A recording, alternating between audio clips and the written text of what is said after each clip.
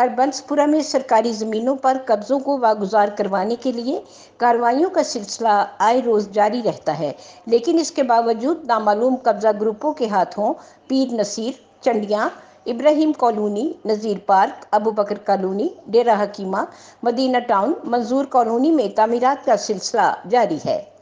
گزشتہ روز assistant commissioner تحصیل شالیمار کی کارروائی کی گئی، جس میں ذرائع نے انکشاف کیا کہ متعدد تعمیرات کا جزوی اور فرضی آپریشن کیا گیا، جبکہ وہاں 6 کنال زمین پر قبضہ کیا گیا تھا اور جگہ بھی ٹورزم ڈپارٹمنٹ کو الاٹ شدہ ہے۔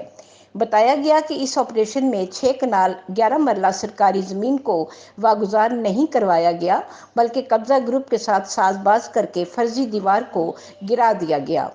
بتایا گیا کہ اے سی کی نگرانی میں ہونے والے اس آپریشن میں 8 پختہ سٹرکچرز کو گرا دیا گیا، 1 کمرشل ہال، 5 زیر تعمیر گھر اور 2 باؤنڈریز کو گرایا گیا۔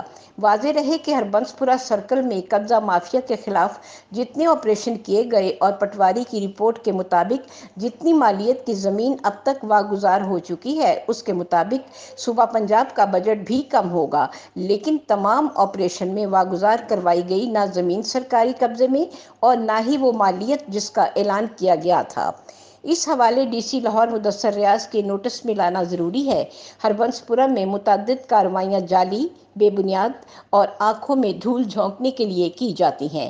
ضروری ہے کہ ہربنسپورہ میں ہونے والے تمام آپریشنز کی تفصیلات لی جائیں اور جس مالیت کی زمین واگزار کروائیں ان کو فروخت کرکے پیسہ سرکاری خزانے میں جمع کروایا جائے۔ راحت افزا، صدائے لاہور نیوز، لاہور۔